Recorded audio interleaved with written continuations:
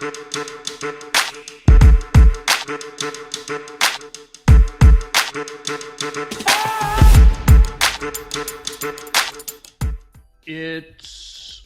a little bit after 5 p.m. Pacific time, and that could only mean one thing. It's time for another episode of The Yard. We have a nice, intimate group here tonight on The Yard on Zoom, but we're also broadcasting on Facebook Live, on Twitter, on YouTube, and ultimately, lots of people will be able to watch a copy of this on YouTube as well down the road. What we're very excited, our team, is that soon our platform, and including the Yard, will be available to be seen on hundreds of thousands of tablets that are inside 426 jails and prisons across the United States. So approximately 1 million of our brothers and sisters who are doing time are going to have the opportunity to check out The Yard. The Yard, of course, is a production of Commissary Club. Commissary Club is the first social network for 70 million Americans that have a criminal record. And if you haven't already, please download the app. It's available for your iOS as well as Android phones. If you go to the app stores, you can download it for free.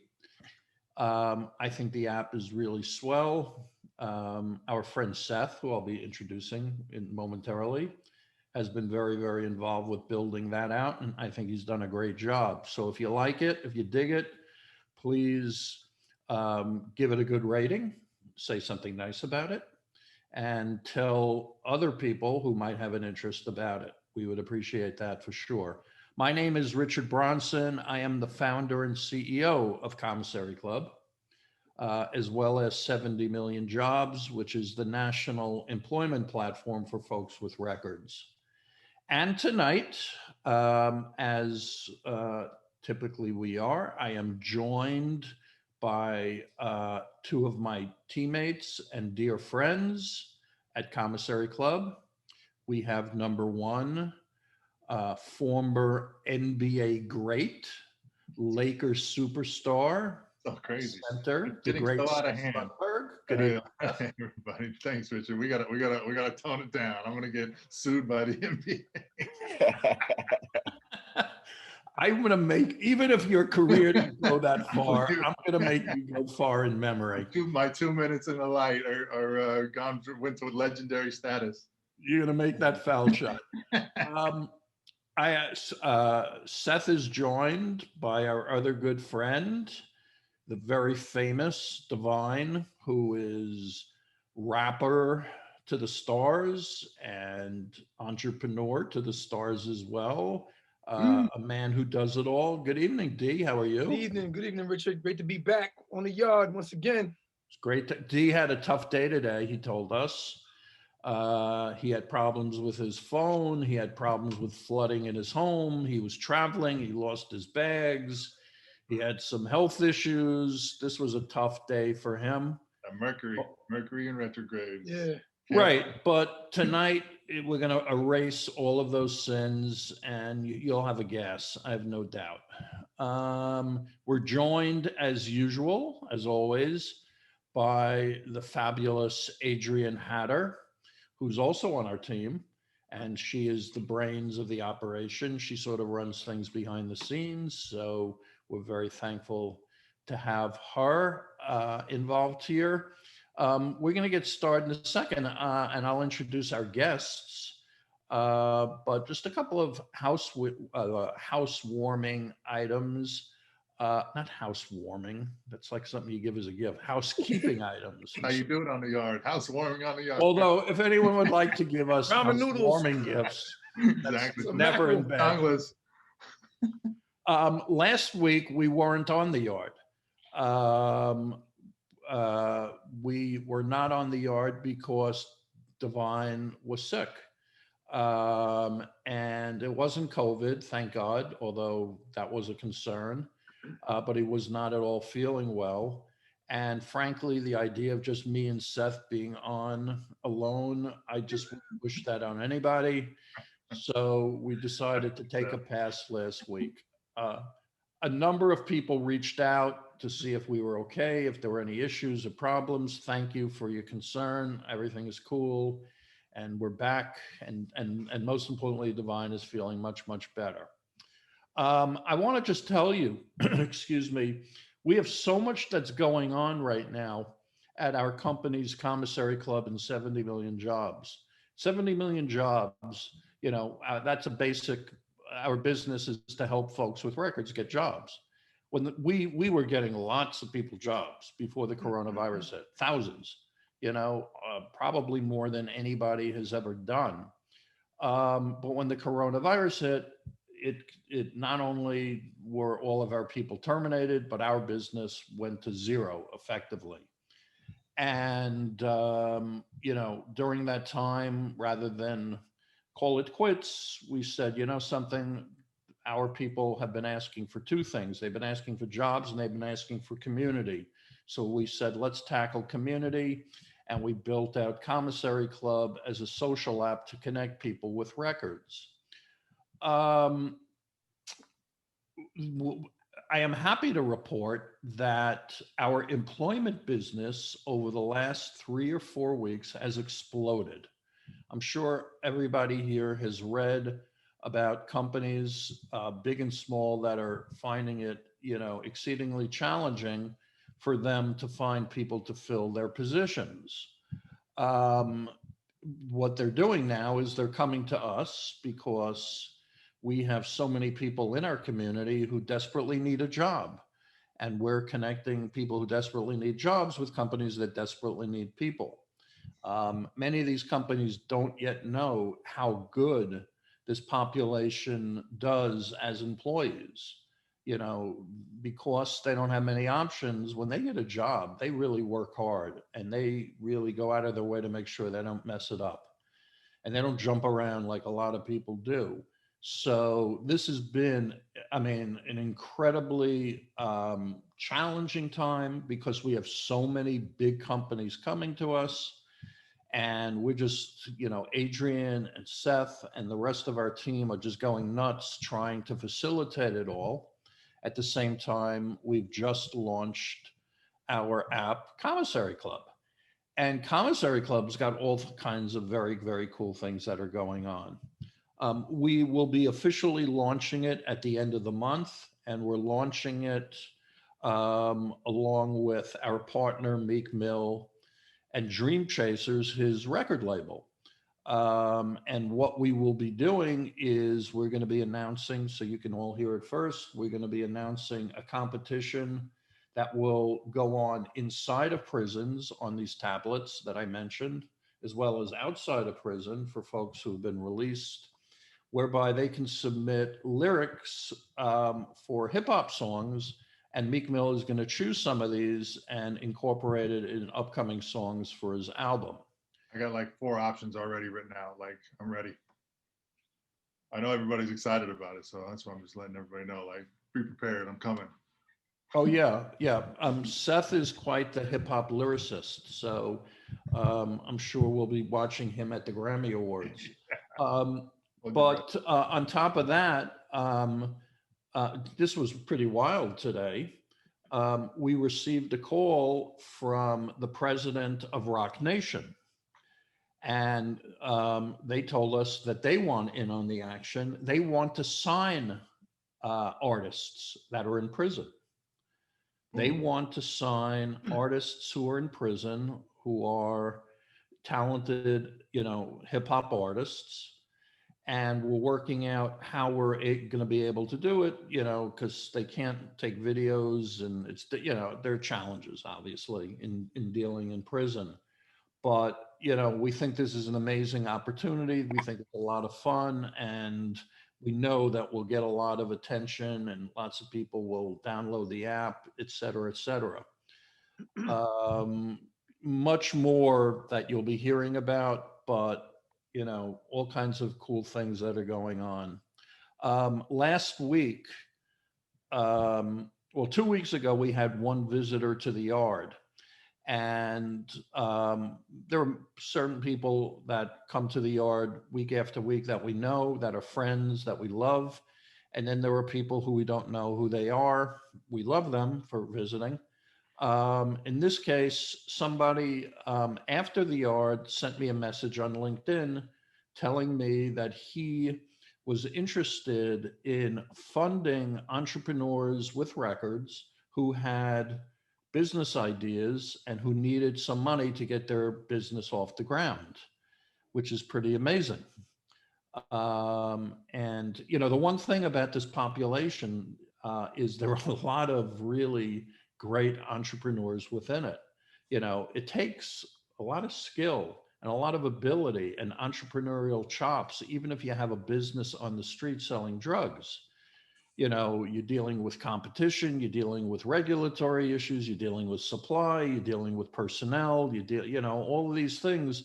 That's what an entrepreneur has to deal with, and if it's a legal business or an illegal business, it's the same challenges. So, there are just plenty of really great, talented people.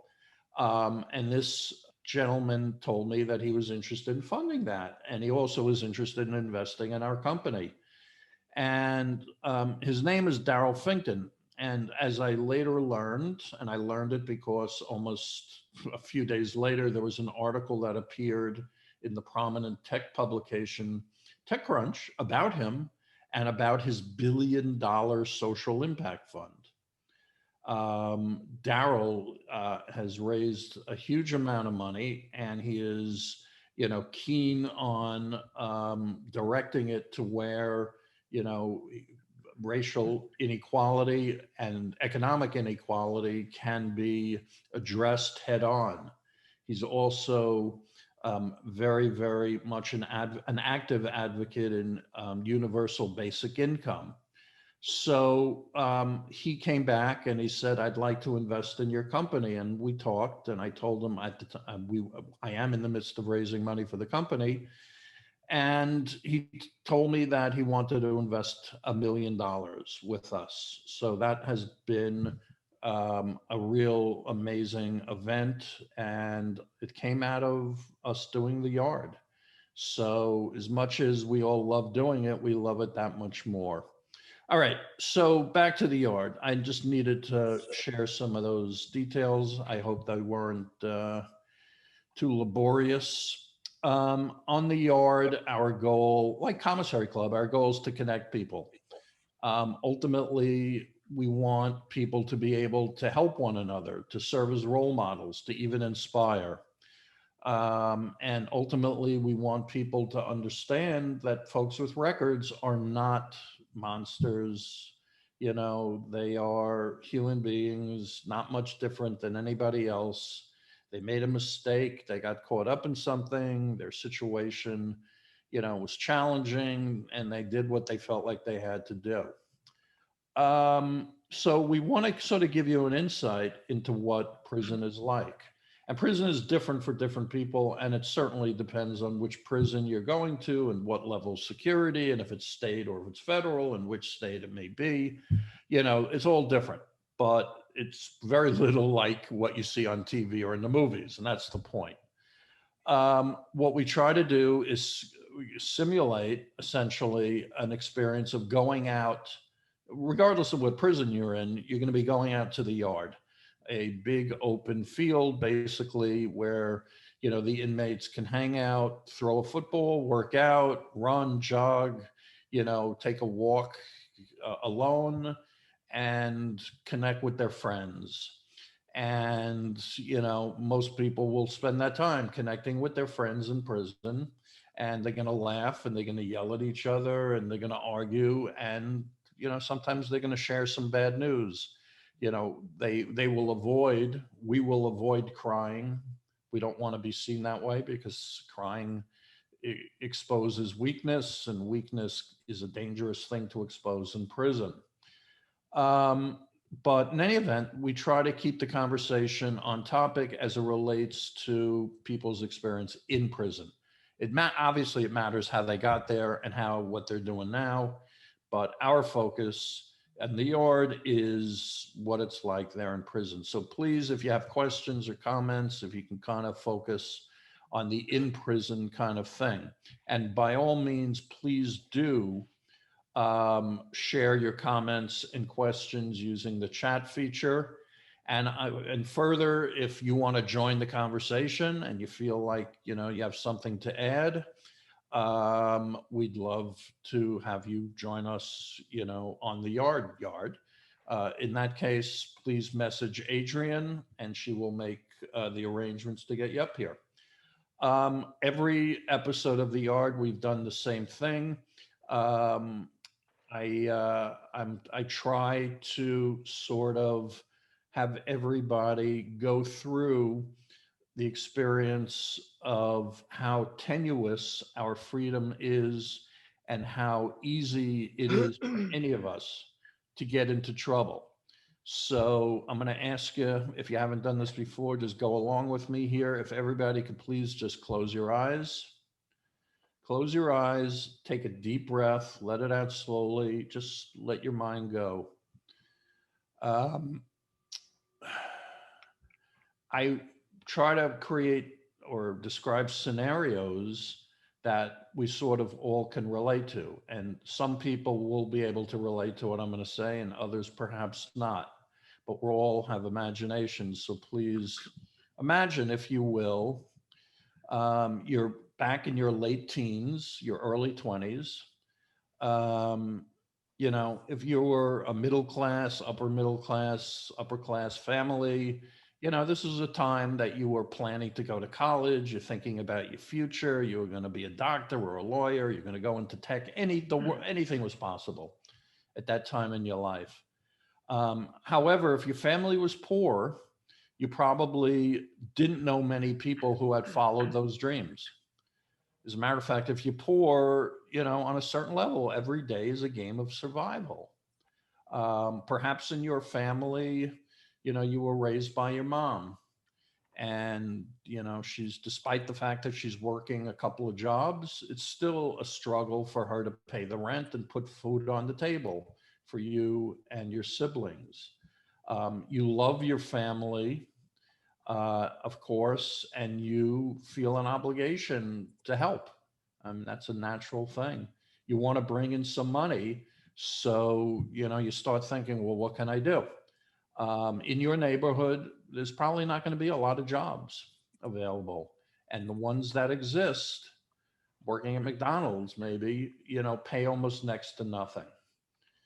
If you live in Texas, the minimum wage there is $7.35, I believe. So if McDonald's hires you for 20 hours a week and you make $140 a week pre-tax, it's not a lot of money that you're taking home to your family.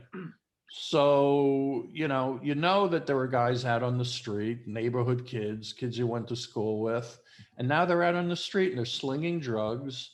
And you hear they've been making a lot of money, and, you're a good kid. You've stayed out of trouble, but let's face facts. The landlord right now is threatening to evict your family, and your mom is just overcome with the pressure. So the situation's pretty dire.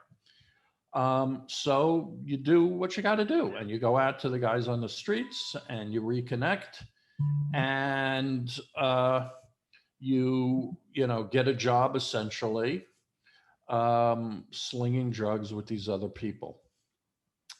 And things are going okay, except one night, all of a sudden, out of the clear blue, a flood of police cars come rushing in, and they're on top of your crew, and the lights are flashing, the sirens are wailing, and in an instant, you're thrown up against a police car hood, your pockets are emptied, and now you're in handcuffs.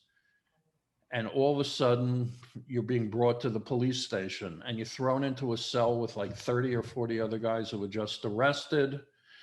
You're introduced to a public defender because, of course, you couldn't afford your own lawyer. And the public defender tells you the best that you can do is arrange a plea deal. You'll serve just 5 years with time off for good behavior.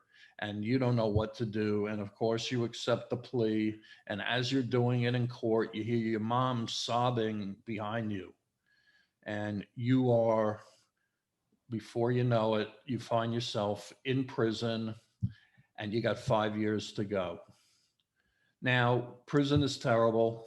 The food is terrible. The guards are terrible. The medical attention is terrible. But every day they let you out onto the yard where you can get some fresh air and you can be with your friends. So what I'd like to do right now is get you out onto the yard and bring you out to meet a friend of mine.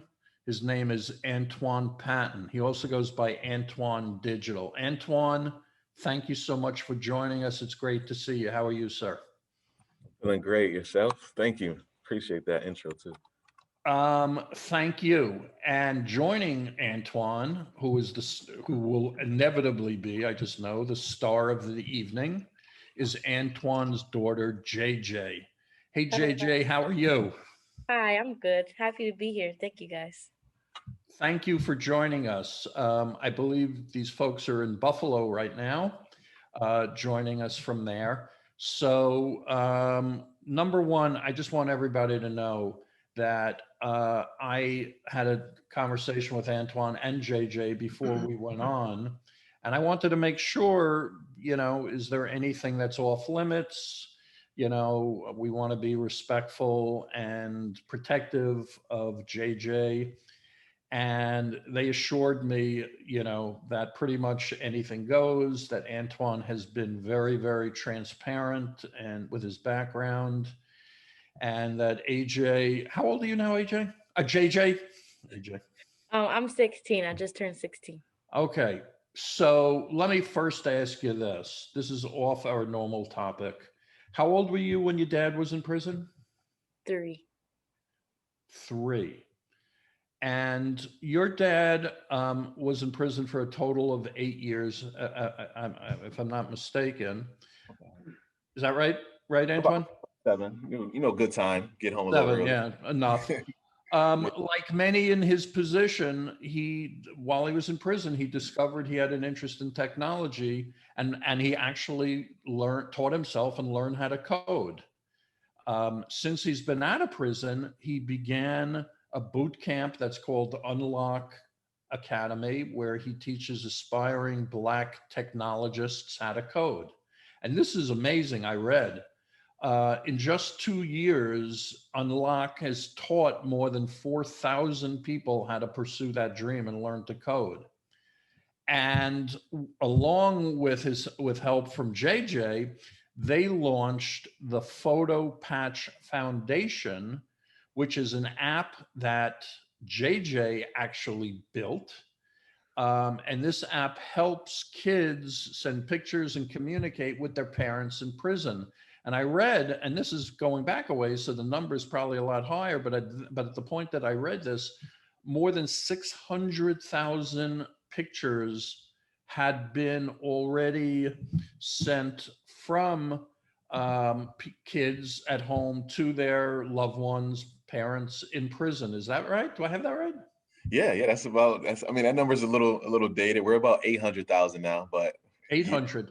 And yeah. JJ, you did this? Yes. I built the app when I was 12. Wow. Wow is not even. Do you realize how stupid that makes me feel, for example? I know you didn't try to do that, but that's the way I feel. Wow. Do you recognize that that's pretty special? Yes. You do recognize it. Self-awareness. Okay. That's right. Self-awareness. You have self-awareness. You learned this from your dad, how to do this?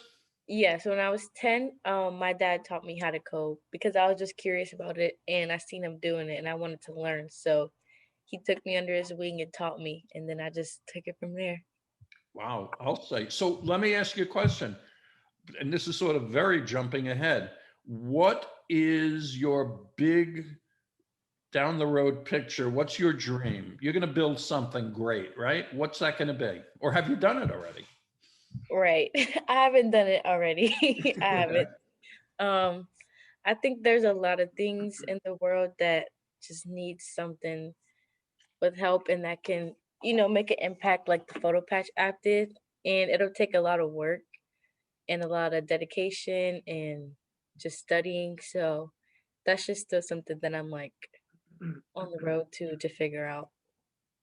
Wow. Well, you certainly got time, but I don't think you're going to waste much time finding No. out what it is. Probably you're already scheming some ideas, right? All right. So, I got a question. Antoine. Hold on, Richard. JJ, let me ask you a question. It's so great to have you here. First of all, like this is the first episode that we've done that's kind of like a visitation episode. I got like 1,000 questions for you guys, and like all these things, right? But it's great to we're just so excited about this episode having you here. So there's a lot of stuff I want to ask kind of about the experience of you and your dad being in prison, right? And the situation there. Obviously, he like you knew he was coding in prison, right? Because you were 3 when he went away, right? And I want to talk to you about that. And like when did you start to go like, oh, Dad's doing this thing inside, like that? He's trying to get me to do, or was it something you were just like, I really want to do this thing that you're doing too, or like, what was your primary interest? What we call it on the yard a spark for people that have been down. There's kind of this spark that happens, and I'm curious to know like what your spark was. I think my spark was just I always wanted a relationship with my dad. So even while he was away, I didn't want to hold any grudges. I just wanted to have a dad. Yeah. So when I was able to bond with him and found something that he loved a lot, like he was doing this all the time and he was taking it serious. So I was like, if he loves this, this could be something that we can bond over. Wow. So it was, Post prison, right? This is post prison. Oh, post prison?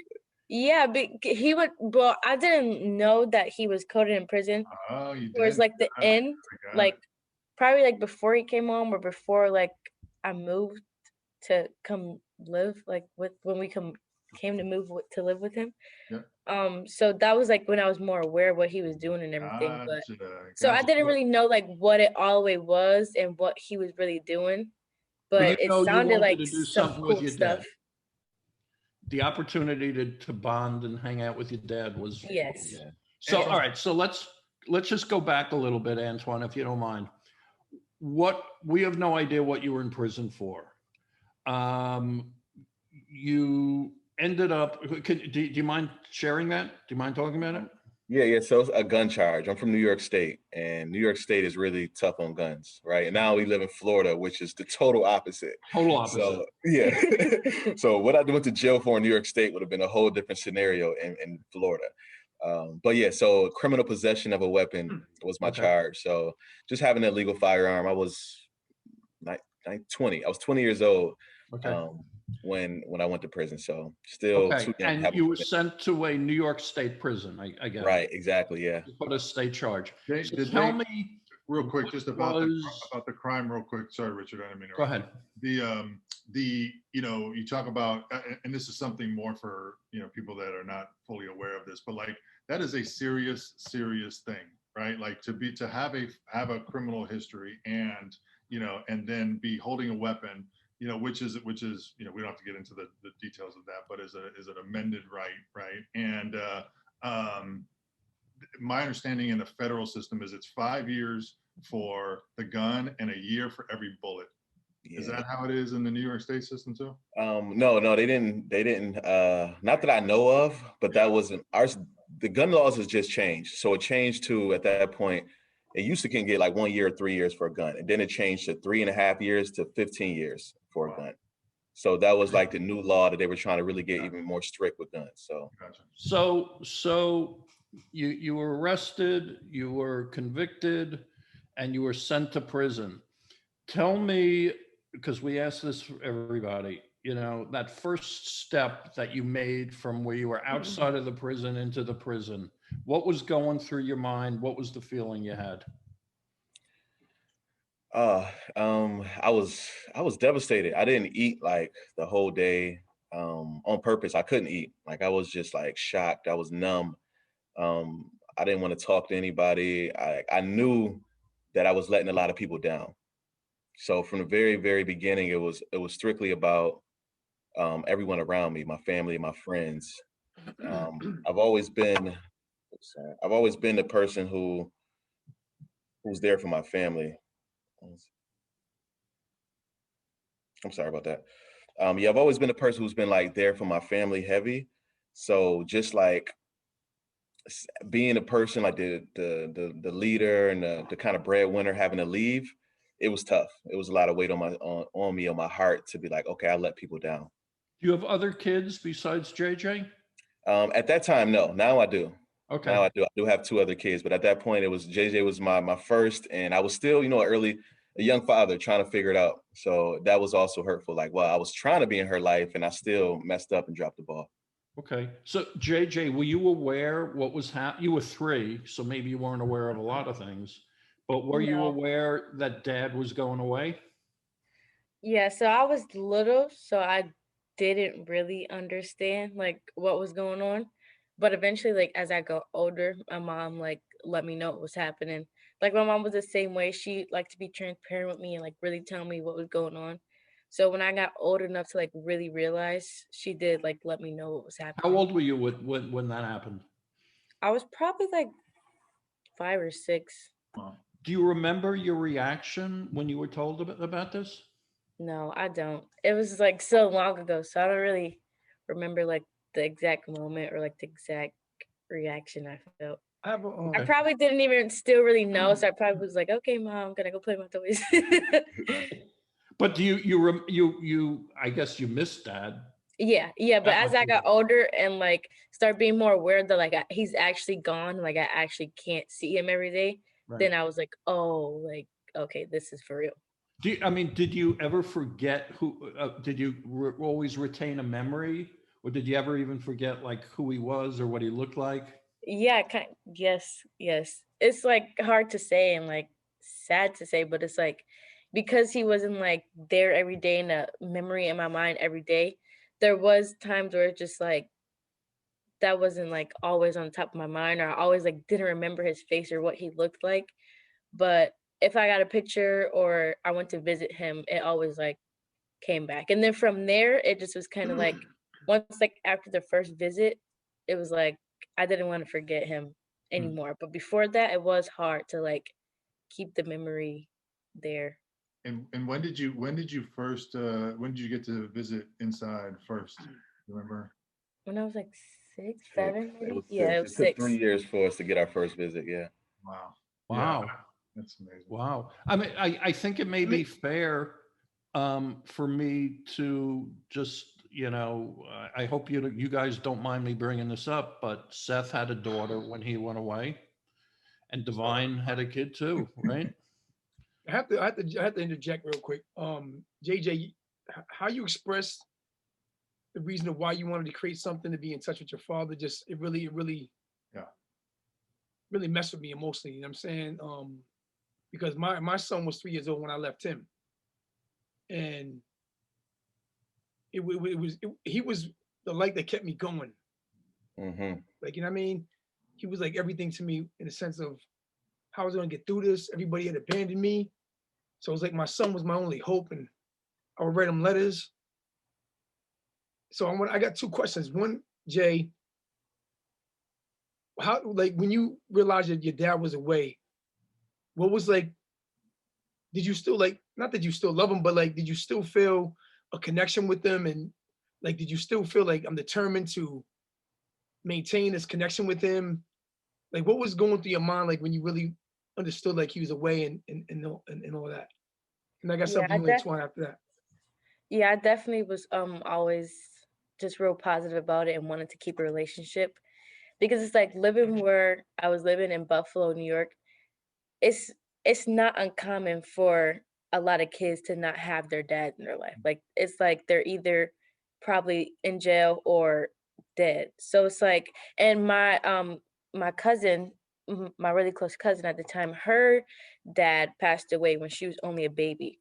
So that kind of like made me grateful more that at least I did still like actually have a dad physically. Like even though we would be like away from each other for a long time and I can't be with him every day, eventually I'll be able to get him back and have a relationship with him. And she can't do that. So Right. that's what always like made me realize like there's some people in here in this world that like really can't have a father. And you know, it's like either way, that's my dad, and I had a love for him, and I always wanted to bond. Like you see people with Yeah. their dads, and it just like makes you like, oh, I want a dad too. So like that's just how it was for me. Like I didn't want to have any harsh feelings because it's like life is too short for that. So I'm like, no matter what, I want to keep this bond with my dad, and I know like How that'll do be you important to know all him too. this? I love you. I love your maturity. How do Hold you on one know second. all of this? So JJ, I love your maturity. I love your clarity and your answers. Wisdom. Like you're an amazing young woman. I have to commend Thank you. you. I commend your father and everything he's done since his Thank you. post-incarceration. You've done So something right, Antoine, Antoine. the silent question for you, Antoine, is how did you approach your absence? I mean, I know that I would like write these letters knowing that he was seeing when he's older and like pour my emotions out and let him know like I had to do what I had to do because I wanted to take care of you. And I was only 16 when I had my son. So what's your thoughts on, what share with us how you approach your absence and trying to maintain that bond with your child? Oh man, it was tough. It was nerve-wracking because I really felt like I had dropped the ball, and I'm like, let's see if she still has love for me. Right? She was like she said, she was so young when I went away. You like, how aware is this kid? So as we wrote a couple letters back and forth, and she's still so young, 4 or 5 years old, and she just sending me pictures and hearts. She would do this cute thing where she would take her mom's lipstick, put it on it, and kiss the paper before she sent it to me. So it was like, I'm like, all right, so there's still some love there. We can build something. And that just kept, like you said, the key word you said was hope. It kept my hope alive. Yeah. So I just never stopped writing. And eventually we got that visit, and that's when it was real. I was like, I'm going to really be able to see if she's still here with me. And it took a minute to crack that ice, man. 3 years later, not seeing your kid, it wasn't that moment in a movie where the kid runs into your arms and gives you a hug. She was trying to feel me out. She was like, let me see, who is this guy? Like, and I had to work. I had to, like, it was at one point I had to kind of ignore her a little bit, because she was being in her shell. So I had to make her come to me. Right. The reverse psychology move. Okay. Yes, yeah. Were you I could angry? sweat you. JJ, were you angry at your dad at different points, or when you saw him? Was that ever going on? No, I was never angry at him. I never like had any like hatred towards him. It just was like weird for me because I just was used to being around certain people, and it's like I never met the thing is like mostly I was like kind of nervous because it's like I've always wanted to meet him. I always wanted to be with him and like really have a bond with him. But like it 3 years, like I was only 3, so I really didn't know. And now I'm 6, and it's been forever. So I'm like, this is nerve-wracking. Like I've never really seen him before. I've never really been with him. So it's like, dude. yeah, I wasn't angry. I just was like kind of scared. But then we found out we had so much in common, and I looked just like him. And then What after did you that, have it's in like common? I didn't want to leave. What did you discover you had in common? We both loved math, and both of our favorite numbers was 9. And we like had the same like favorite colors and everything. And I just like, oh, I like this guy. That's great. What's your favorite number, Seth? 7. 7? No. That was his number in the NBA. No, 7. it was 50 mostly, but 7 is the nickname that I got in prison. That's what it was. 7 feet tall, so it's like, even before that, even before I was 7 feet tall, it was 7. Seth, for those who don't know him, is very tall. He's 7 feet tall. I can juggle too. On a unicycle. Seth. And wherever we trot him out, and he's very entertaining, and he has a cup, and people got hired coins in there. So Antoine, you're in prison, and you're in shock. You're there, and you oh my God, I really screwed up my life. Was it difficult for you to adjust to prison? Were you faced with any challenges right away? Was there fear of violence? Was that going on? Yeah, all of that, all of it. It was really tough to adjust. my mother is the best cook in the world. Okay. So to have to eat from, men who's cooking in the mess hall, man, what a downgrade. Wasn't as good as your mom. Oh, we can I all was- relate. Trust me, we can all relate to that. Yeah. I was already only like 140 pounds going in. Like I needed all the meals I can get. So that was really tough, adjusting to seeing how they treated us, and like there was no care. It's like literally the commissary was key. Like being able to, that was the control that we had, was being able to get some funds, whether it's through working or family, and buying what we wanted from the store. So I had to adjust. I wasn't a cook before prison. I had to learn inside. That was big for me. Being by myself a lot was really hard at first. But that now is like the foundation to my strength, and everything is like understanding how important solitude is. But at first it was just like, get me out of here. Like, I want to get out. I want to go into the population and just be around people at least, or something. It was kind of awkward. But what really, I guess, changed my trajectory, because at first I just was there. I just want to do my time. Like, whatever I got to do, I'll just survive. But as soon as I got to state prison, Elmira, reception, one of the biggest max securities in the state, I got into an altercation, and not with prisoners, but instead the guards. What happened? Man, literally just talking to my neighbor, someone older guy who you could tell has some experience in prison. So he's just kind of like giving me the game and knowledge on what to look forward to. And the officer, walks by and tells us to shut up. And our neighbor says, what did he say? I'm like, nothing. He's just trying to intimidate us. Right.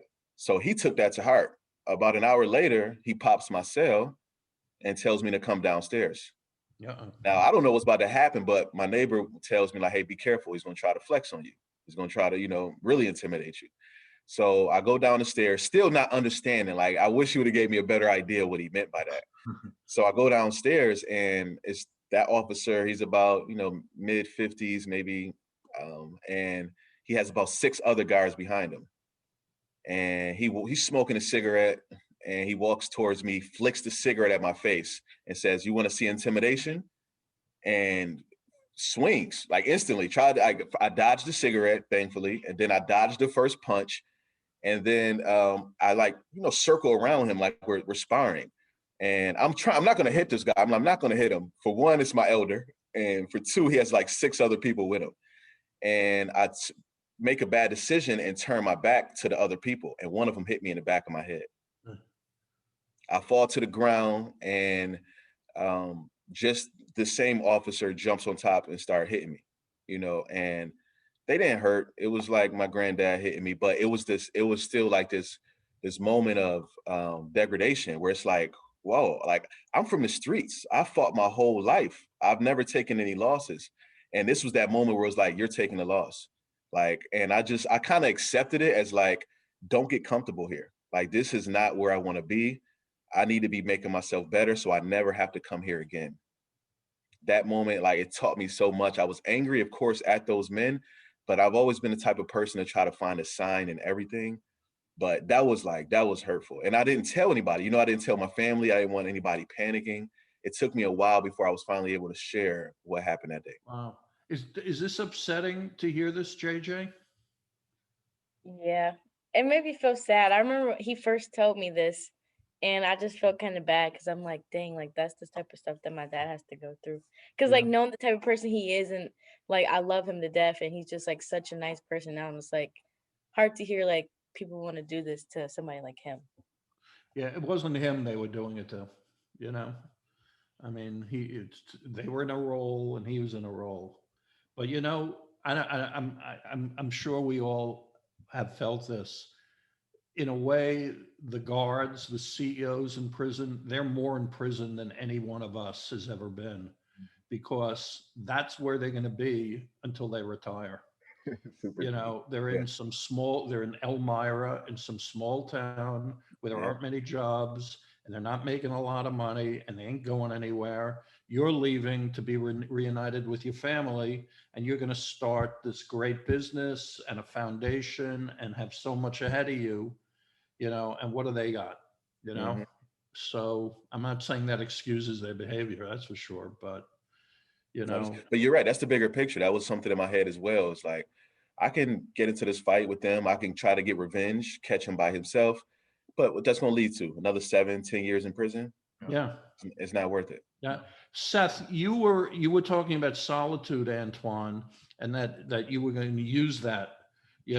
Seth, you were in solitary for a long time, right? It was it was 4 months. Yeah, it was a lifetime for me. I mean, there's guys that had done 4 years, 11 years in the shoe, and it's just like that's like prison inside of the prison. And I agree with you, Antoine. Like the solitude you learn about yourself, right? Like what I mean, and you're forced to face your own demons and go through all of this, in this process. And I agree. There's a healthy way to do that, and I think the world needs more of that, for sure, with in a healthy way versus the way they do it. They force you to do it in prison, but the solitary confinement piece is something else. I mean, that's we are the only country in the world, including China and North Korea and Russia and Afghanistan, all these other terrible places that put juveniles in solitary. We're the only one that does that. Wow. So there's just rampant inhumanity. Did you have any issues with other inmates while you were there? Not one. Not one. Not one. Not one. And I really just chalked that up to, somebody taught me really early on, like, stay away from gambling, gangs, and gays, because like people get really territorial when it comes to those. Did you? So, Did you consider yourself a model inmate or a model prisoner? Eventually, like, as maybe when I got like about 5-6 years in, and I was like in college and I was coding, I was teaching other prisoners, I kind of looked around and was like, whoa, like I've become a leader. I've become a huge, like you said, inspiration and role model to a lot of people, but it just naturally kind of happened. At first I was to myself. I spoke to a few people. I treated everyone with respect, and my hand just never called for anything like that. Even in the hood that I grew up in, I didn't get into many altercations because I wasn't a trouble starter. And I just felt like I get energy out. Right. You're a nice guy. Your daughter says so. So That's all I need. Yeah. He's the smart one here. So at what point and how were you exposed to coding? Was this an interest before you went in, or how did you learn about it when you got in? Right. Yeah. No, I had no interest in it before. Honestly, I also was scared of it, and I found that out by chance. I was enrolled in this college program, which I got in 2010. And the only reason why I enrolled it was because they said, if you finish and get your associate's degree, you can get 6 months off your bid. And I was like, okay, 6 months to get home sooner to my family, why not? And I just pursued it just to actually do it, and just get the work done. But at some point, they moved me to a medium correctional facility, and we had this computer lab where we could type our papers. And they even brought a few pieces of software inside as well. They brought a course on web development, and they was like, hey, do you want to sign up? Because, I was one of the smarter people in the college program. And I was like, no, like, that's only for geniuses. There's no way I can do that stuff. So literally, I turned the course down. And, they didn't fight me or it wasn't no struggle to make me take it. What happened was 2 months later, I also went to solitary confinement. Me and a friend were making hooch, right? And that's jailhouse liquor for those who don't know. How did you explain how you would make that? Yeah. I didn't know I was a chemist either. We've done it before in the yard. But you tell us anyway, again. Yeah. Really quick, you make hooch we collected all of the orange juices in the mess hall, and also real oranges as well. And we put them in this big protein jug. Protein powder is what we used to get. And we would fill that up with orange juice. And also we will open up and get bread, let the bread kind of mold, put it in plastic. To get that yeast, and then poke holes in it, put it inside the orange juice. And lastly, we would get some raisins out of our oatmeal, and cinnamon and raisin oatmeal, and that will also help build that perforation and make it bubble up.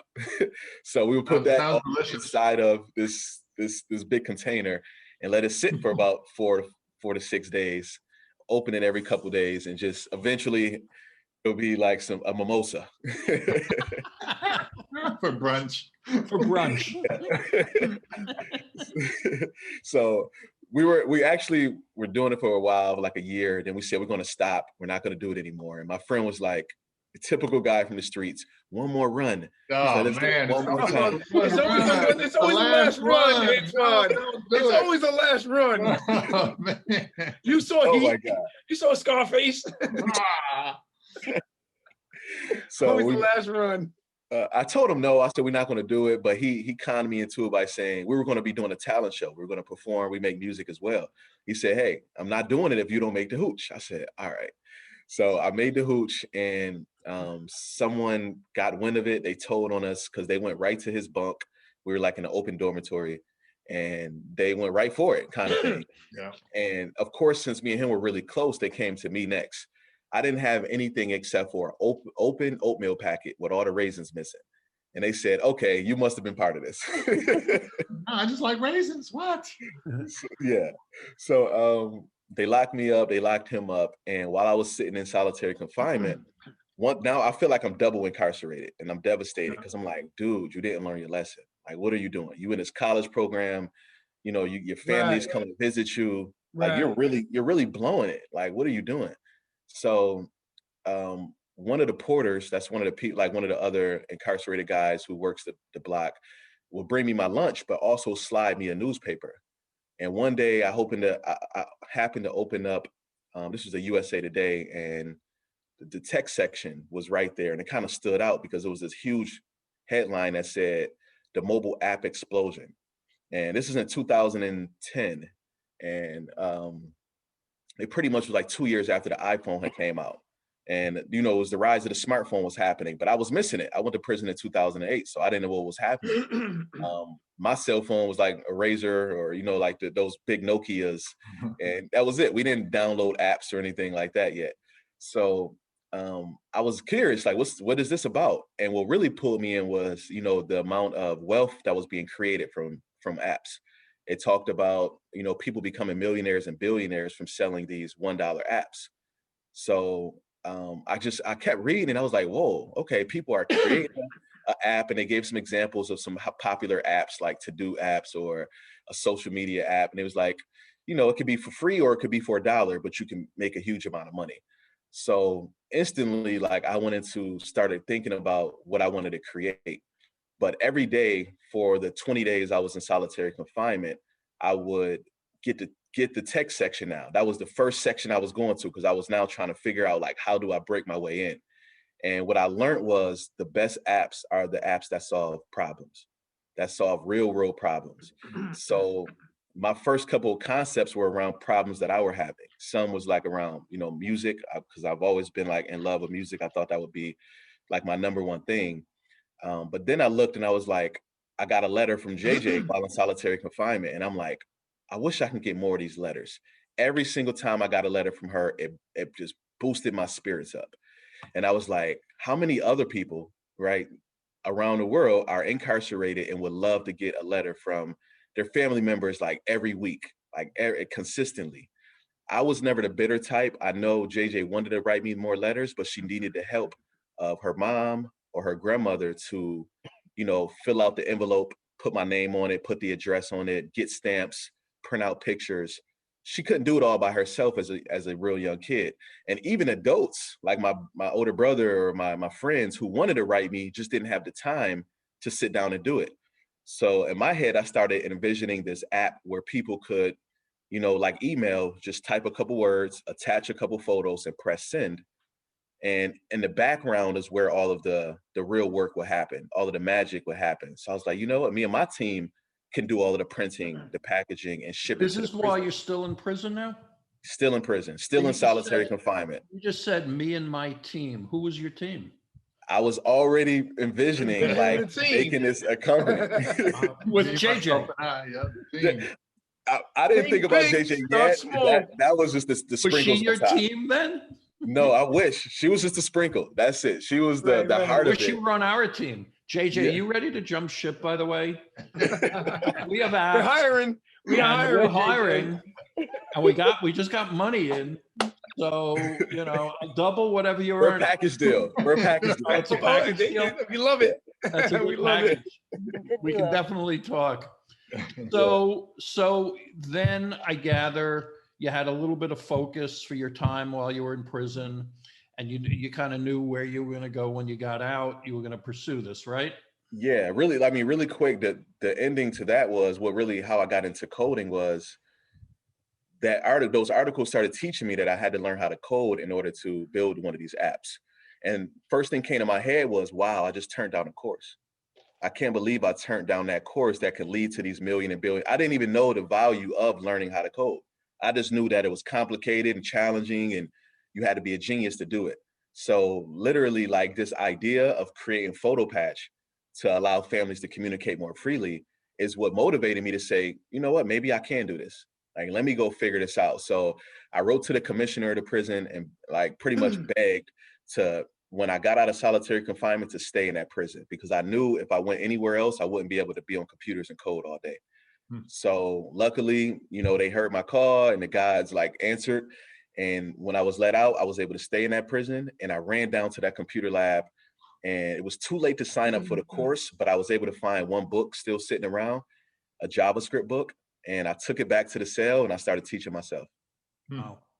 And did you work on the app code while you were down too? Like, The website. I built the website while I was in prison. I built the first prototype inside of prison. That's great. It's amazing. Yeah. That's amazing. And how exactly could you explain how that was done? The first prototype? Yeah. I was I learned a few different languages: HTML, CSS, Java, JavaScript, and Python. And like, it was really cool. We had this intra network. It's like 20 computers, no internet, and the college staff would bring us in any programs we requested. So if we asked for a specific software or a package or a tool to code in, they would bring it in for us. Books. Environment right there. Right. So I created this like local environment that tested out. I created my own server. Yeah. It was wow. Crazy. It was Great. crazy.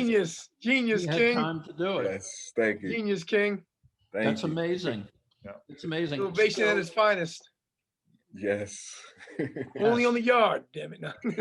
For real. We always hear about, I mean, Divine talks about his time in prison and how he very quickly early on said, I'm going to use this time, not to continue in the life I've been doing, but to create a new life, reinvent yourself.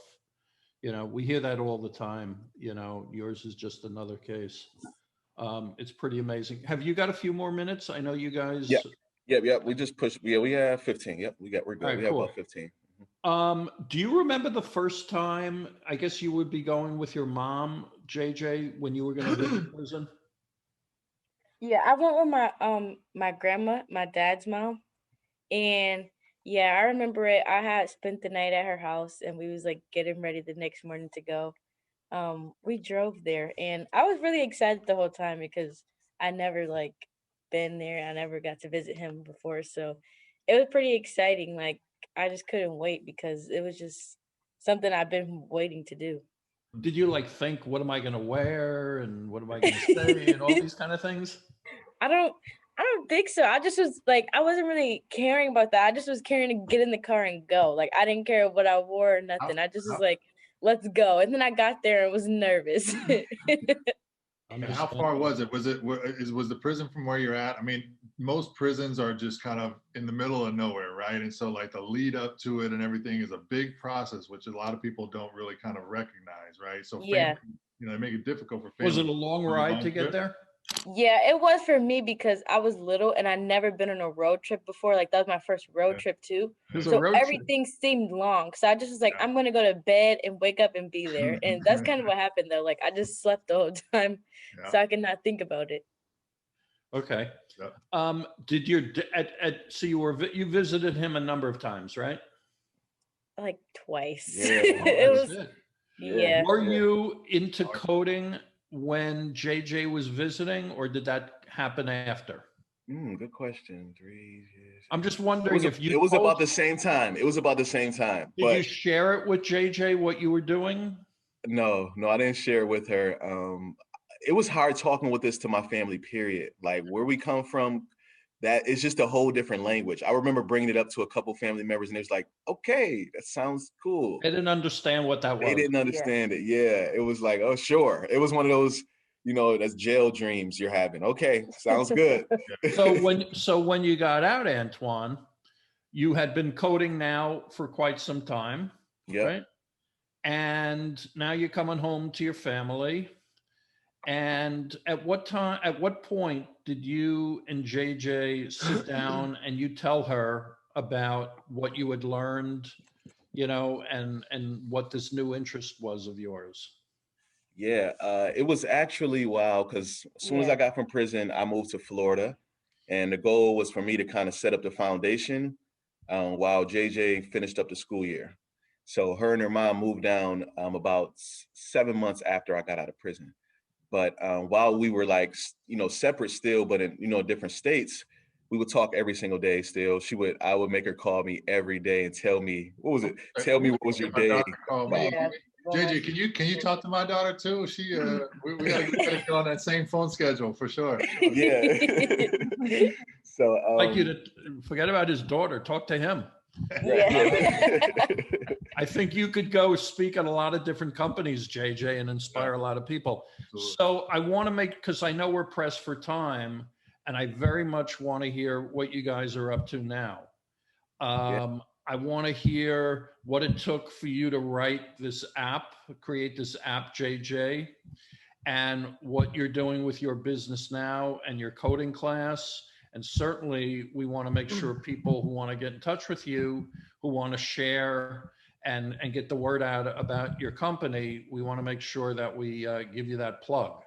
So Antoine, what are you doing now? Right now, we're just in as many ways as possible, we're trying to use tech to change people's lives. That's it. So we keep creating new products and new services that we believe can bridge gaps, whether it's to wealth, to financial literacy, to connection and better relationships. So PhotoPatch was the start, right? That was our tool that we created to connect families, to increase communication, because we believe communication actually reduces recidivism. So that's our part to dismantling this system. Part two was, creating a consulting company. We created something called Atlas Digital Group. And literally we build websites, we build apps for companies, for individuals, for artists, for brands. And I have a great team. JJ and I, we have an amazing team of developers, designers, project managers, social media marketers, amazing team. And then, we said, we're not going to start there. We have communication with PhotoPatch, consultation with Atlas Digital, and then we wanted to do something educational, and that's where Unlock Academy came from. And that was our audacious mission to create a place for people who don't think they can code, who don't think they can do it, who come from public education background and they're not teaching us about coding. And we want to make it simple as possible. And we even want to have a hip hop twist to it. We want people to be able to look at us and say, if they can do it, I can do it. So the Unlock Academy started with this mission to teach 2020 Black and brown people how to code by the year 2020. And we put it on social media, and within the first year, right, we were able to hit that goal. Within year one, we taught over 4,000 people how to code. Congratulations, brother. Thank you. Thank you so Love much. It, King. Amazing. Love it. So you've got the class, the boot camp going now, right?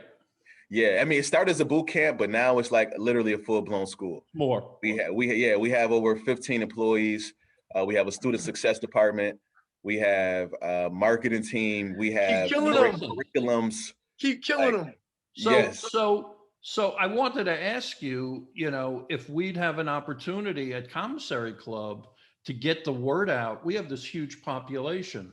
Wow, yeah. This is your target population. Yes. You have the capacity to continue scaling this thing, right? Yes. That's where we're in that mode right now. We're in that scale mode.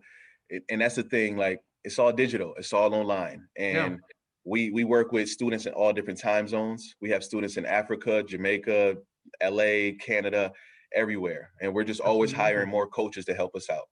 And what's your role in this, JJ? I'm in charge of the youth department, so I'm focused on the kids learning how to code. So you have kids who are learning. You're training? Yes, yes. How did they come to this? So basically, well, like my dad said, he started with the idea of Unlock Academy first. And then we thought it would be cool to like not only get just adults who don't know much about the skill, but also kids too. Like it's the idea of like starting them young and now so that when they get older, they're not scared of it, which once they get older, once my generation get older, like tech is going to be way much more advanced than it is now. Like it already is crazy. So it's like, we might as well get them started now than later when it's like too difficult for them, when they're scared and when they're gonna like soak up it much more. So I took charge of that. Well, before you guys go, I know you're on time limit. Before you go, I have a special announcement. We have someone in the audience. His name is Todd Floyd. He's the Vice President Worldwide Corporate for Social Responsibility for Udacity. His role is affording people opportunities. He has a full scholarship for you, JJ, at Udacity of your choice. So you pick any scholarship on Udacity's web platform, and it's yours. I'm going to connect you with him, Antoine. That's great. Thank you. Adrian, can we Todd. bring him in real quick, Adrian? Thank you, Thank Todd. Thank you. That's great. So Todd, Yeah. thank you for joining us and thank you for your generosity. But I got to tell you, you're going to train JJ and she's going to end up being your executive VP. I'm not going to steal her from Antoine. I am. But We're already trying. Yeah, as Divine knows, I'm just moved by what you're doing, JJ, and especially with the youth, to be able to help people, enable them, afford them an opportunity to get to where, I mean, it's a magical story. I'm so excited to do this. So Amazing. Divine will introduce me to your dad, and then I'll provide the information for you as to I'll how connect you guys, Antoine. further. Make this happen. Thank That's you. awesome. Todd. Wakanda That's forever. Thank great. you. We got the best people hang out on the yard. I was wondering, JJ, is there anything about technology that scares you? Yeah, there are a few languages that I sometimes be like, I don't know. But my dad's always like, come on, just let me teach you. I mean, it'll be great. Just do it. I don't believe that there's much that scares you or that. No, it's like, yeah, you're right. It's like one thing and that's really it. Other than that, I'm like going head first at it. Which one? JavaScript, I don't know. It seemed pretty intense. I'm kind of scared. But other than that, I'll go out for it. Well, JJ, Congratulations on the full pick scholarship. script. Shantia, Script and then go. There you go. Shantia in our audience just called you a hero. Absolutely. Sorry, she called Oh, you a Shantla. hero. A shero. Shiro. Shiro. Hero. I guess that's a Thank she you, Shantla. hero. Is that what that is? Yeah, Shiro. Shiro. Yeah. Shiro. You both. I mean, you both, and throw Todd in the mix. You guys are all amazing. Absolutely. You know, it's incredible. So Todd, like, what's your big picture? What's the big end game for you? Where's this going to end up? Antoine. Yeah. So I'm sorry. it's individuals who are looking to make. Uh-oh. Whoops. Todd, your mic's out. Your mic went out. How about that? There we you go. Yeah. So it's really the individuals who are making a difference. And then both Susan and I, who are on the phone here, have a friend who is at OSP for 20 years. Wow. So we've got a little horse in this game. And then Susan and I are both in technology. And I happen to be in, upskilling, reskilling. And we're very, very interested. I had the blessing and joy of meeting Divine several months ago through a work thing. And I said, I want to be involved in this. And if we can afford opportunity, we're going to, because we should. Thank you, Todd. Thank you so much for that. Thank you have you. a big heart. But you're making a great bet, Yeah. Oh, my God. This JJ is a lock. You're gonna kill Java. What is your end game? Thank you. What's your end game, Antoine? Like, what's your big picture? Wow. I'm big on giving people opportunities. Like, I did poverty, I did prison, and I don't like either one of them. So my thing is just to help people get out of those situations, especially those people who are ready to. I feel like I was a young kid in the hood who had potential and nobody helped me bring it out. And my family, they just didn't know how. They didn't have the resources themselves. So we're big on what we created. The Unlock Academy is what we call the tribe, the Unlock Tribe. Literally, our goal as a tribe is, we believe it takes a tribe to bring people up and pull people up. So it's not just your family. It's not just your friends' responsibility. It's us as a global community to pull each other up and help us advance. So I'll continue to build and educate and envision until, you know, a lot of us are to a point where we all can do it. It's each one teach one, pay it forward. That's great. Well, I would like to offer or make available, you know, our work involves getting people jobs. And we got a lot of people in the tech community, particularly in the Bay Area. Okay. But now, you know, it doesn't matter where you live to Right. work in tech. So we would love to partner with you, that graduates of your courses, we could, you know, help place them at tech companies, you know, so they can not just learn, but actually take the next step. So Yes, if those you're are the down for type of that, we'd partnerships love we to work with love. you on it. Yes. Thanks, Rich. Appreciate that so Well, no, much. thank you. What you're doing is consistent with, you know, is aligned with what we're all about. And, you know, you just obviously, you both are just so incredible and exceptional. It's inspiring to all of us. Thank Absolutely. you. And JJ, like, so I have a 14-year-old. My daughter's 14-year-old. Shout out to Ava. And she graduated 8th grade today. Her and I have talked a lot about coding and a lot of things, and she's kind of interested, kind of, you know, maybe not type of thing. Like, and I'm sure there's a lot of girls and boys that you deal with that are like in that space, right? Two questions. Yeah. One, what is like the first piece of advice that you give to somebody in that situation? And the second one is, how can people get in touch with you about the youth program and all of that? Yeah, my advice would be just don't be scared to go for it. Because the more like hesitant you are, you'll probably never do it because you're too scared. Just go for it, try it out. Like, of course, not everything is for you, but you will never know unless you try it out. So I just say, like, try it out, just give it a shot. Even if it's kind of difficult at first, just see what you can do. And then from there, you might like really like it. Because when I first got into it, like, I was kind of confused and like, what in the world am I doing? Like, I was lost. But as I got more into it, I was like, this is like really cool. Like, I'm actually liking this. So I think just trying things out and really giving it a chance will help you. And then to get in touch with us, you can go to our website, unlock.academy. No .com, just unlock.academy. And you can take any course you want. And Adrian has put up the URLs. So I'm sure if you know people who would like to go through the course or to contact Antoine or JJ. And what grade are you in, JJ? Or have you already graduated college? I'm in 10th grade. I'm homeschooled. You're homeschooled? Okay. Yeah, so I'm in 10th grade technically, but like I don't know. Taking college level business courses. Pretty much. You're in college already, girl. Yeah. College. Are you like a normal kid other than being like a savant with coding?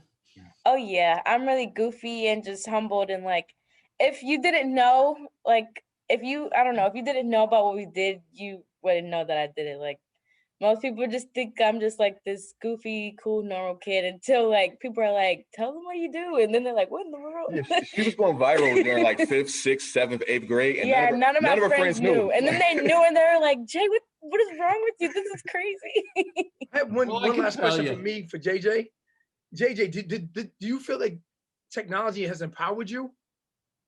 Yes, for sure. Do you actually feel the empowerment?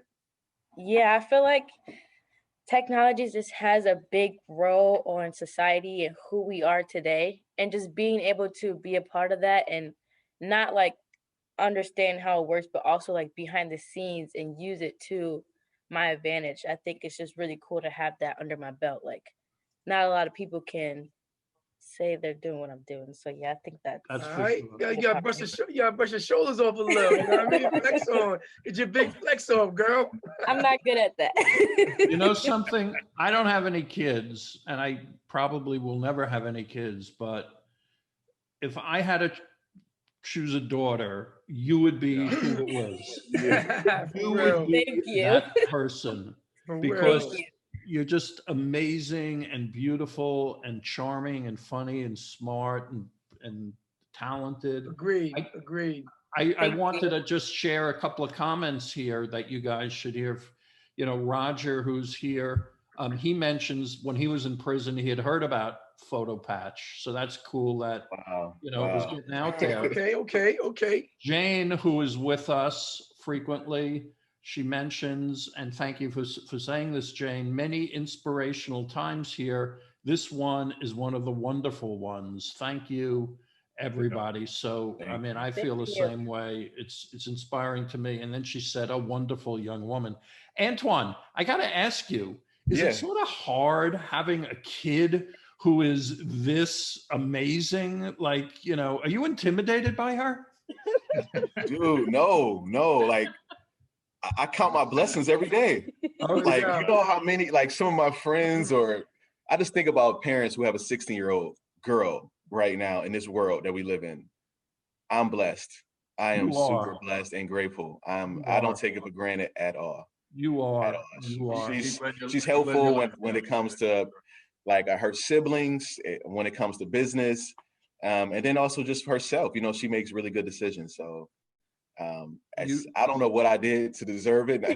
Me and her mother, you know, we come together and we smile and we go to sleep at night peacefully. Like, whoa, we're doing good. You are doing great. You know, Shantala, I probably didn't pronounce that right. You know, she mentions, she said that what they're doing is showing others that you can manifest your dreams into reality. Yes, How Shantala. powerful Yes, is exactly. that you're this example that people who have dreams, and that you, JJ, saying just go for it. You know, what's the ripple effect on that? How many people are you reaching? How much you're changing the world? Yeah, That's pretty pretty big. amazing. That's pretty big. And sometimes I know personally I get frustrated when somebody signs up for a course and they don't take it serious. I'm like, what are you doing? Like, come on, like let's do this. But it's look at Todd, like, come on. But on the flip side, like I'm glad you said that, Richard. It's sometimes we do have to focus on, you know, the people we are impacting. Like even if it is only, you know, 10% of people, you know, today who sign up actually do something with it. Still, that 10% can spread like wildfire, you know, throughout their neighborhood, throughout their family, throughout their circle. So, thanks for saying that. Yeah, well, thank you for you guys being who you are.